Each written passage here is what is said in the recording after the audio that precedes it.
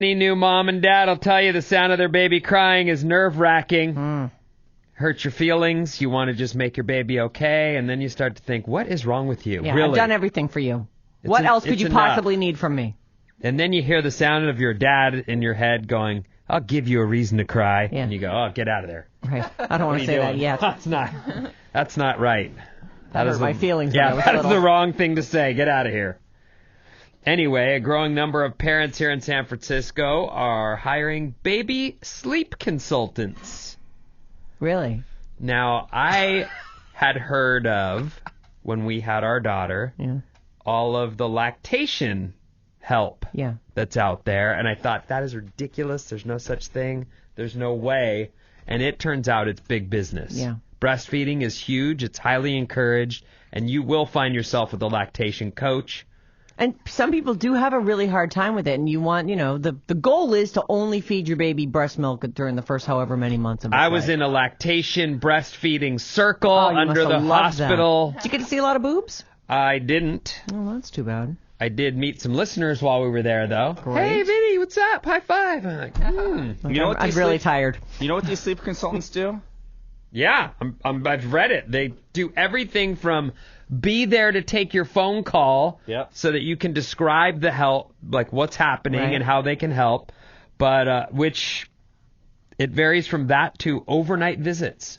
Overnight visits, and they claim that they can get your baby to sleep consistently throughout the night. Well, that's what you want. What it seems like to me is that someone you can call and say, I'm taking your advice and I'm letting them cry, but it's killing me. And then they would go, put in some earplugs. And then their job would be done for the night. No, they come over. Yeah. But you can call them on the phone, too. And that's the bottom line is, the kid, it doesn't hurt a child to cry. It's not hurting. They just want you to come. And in the past, it does not hurt them to cry. It doesn't hurt to go. Does it hurt you when you cry? Yeah. Oh, my God. Yeah. You filled me up with that, though. And I would go home and be like, listen, I heard you can just let the baby cry. And everyone was like, you are mean. No, you're a mean man. You're teaching the baby. How could you let Sounds the baby... like lazy parenting. Oh, my God. I was like catching it. And I'm sitting there going, but I heard. All right, fine. I'm mean. I'm out of here. Yeah. You know what? Sometimes you just have to let other people. But honest to God, it was horrible. I let my kid cry 2 nights in a row. Slept through the night every single night after that. This baby coach says no binkies, no pacifiers, put the baby down at the same time every night, no bouncing, no rocking. Just put the baby down. Put him down, walk out. So it sounds like the coach actually just keeps mom and dad from going in there. Right. Let me keep They're you actually from... a door guard. I'm looking at Don't intervene. A local company, these ladies, and new clients, Simply Sleep, $439. They're calling it our most popular package for families who are ready to get back to sleep. This package includes an initial 1-hour consultation, 3 follow-up calls that are 15 minutes each, and 2 weeks of emails. Oh. There's another package that's $169, $219. The lowest one I see is Sleep in a Snap. Spend up to 30 minutes with one of the Sleep Sisters on the phone to get quick answers to your specific questions. Wow. They say this can cost from a few $100 to over $1,000, but I bet most parents, after a few weeks of not sleeping, are like, $1,000, I'll pay it. Yeah, I'll pay that. I'll give you $1,000. You solved this problem for me. Here's your $1,000. Thank you. We're all going to sleep now. Hey, take Natalie on line 2. She used a sleep consultant. Oh, all right. Natalie, what's up? Hi, I'm just tuned in. I'm listening to you guys. I have 11-year-old twins and a 13-year-old. Oh, Lord. I used a sleep consultant from San Francisco. My husband and I spent $200. She came in one day. She gave us from 6 months to 3 years. We followed her advice. It took 3 days.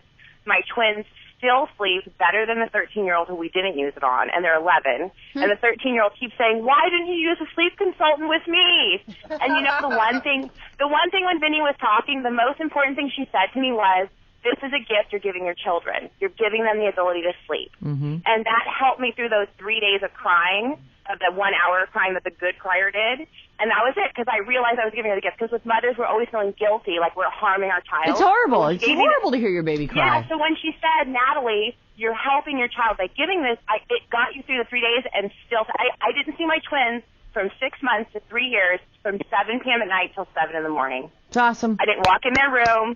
I never saw them. I did tempt them. I did crib tempt them, and my sister 6-year-old twins, and she didn't tent those little people. Wait, Natalie, what? Tent? Tent? Crib tent. It's a crib tent. You buy this mesh thing that you zip them into, and they can't escape. Like as they got older, so that you wouldn't have to worry about them climbing out? And exactly, and the reason you did that, and my son broke it. It's like kenneling a dog. Yeah, it is, but what it was because they learn new skills, they want to climb out. Yeah. And she's like, the problem is they want to learn a skill at 2 in the morning because their brain's always going. So she said the tent just tells them this is sleeping place, and they don't do it. They can't do it with the skill and climb in and out. And my sister has 2-year-old twins. She's going crazy. I told her to tent those things, and they're all over the place. Those things. Which is what they are at that age. Thing 1, thing 2. They're 2 boys. They're insane. They're just destroying the house. So, well, anyway, Natalie, thank you for amazing. That's wonderful. Right thank on, you Nat. For calling Thank you. Thank you. That's a nice way Have a good say. weekend. Oh, there we go. There's the sleep tent. Oh, that's actually It's pretty cool. That's amazing. I would have liked that. That actually looks like fun. It's like a full-on A-frame tent over a toddler bed. It's a whole thing. Lots of people wrote in about the sleep consultant story.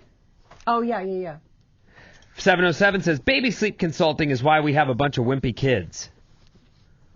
I think it's the other way around, really. I think it's that parents... this is my own opinion. I don't have any facts to back up what I say, but I feel like let the babies cry so they learn to take care of themselves. Right. It's the whole, this lady I know goes and lays down by the baby every single night for an hour to help the baby get to sleep. Every night. And I walk by. It's going to make it tough for a babysitter when she I tries hear to go about out. this, and I'm like, every night you've created that habit now. Well, look, in her defense, she's got a guy in her house that has to go to bed at 7 p.m. Right. So that baby can't be up screaming. Right. Oh, I don't know. What? Did you just say? I don't know, Vin. I'm just assuming she's got a guy who goes to bed early. She does what she has to do to not wake the monster. 510 says, we tried letting our 1 and 2-year-old cry. It worked great until they cried so hard they threw up everywhere. How do you combat that? You come in, you quietly clean up the barf, and you leave again. We hired a sleep consultant. Best $500 I ever spent. It's almost like they give you license to be, to be tough. It's hard these days because people are super, super judgy about everybody's parenting. I told you, I said, let the baby cry, and more than one person in my house went, you're mean. Right. And I went, all right. More than one person in my house went, you are mean. The dog said it too? No, it was Maka. You're mean. I was like, all right, you know what? You two deal with it then. Right.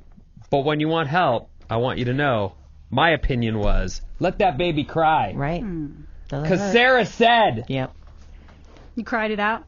Hell yeah.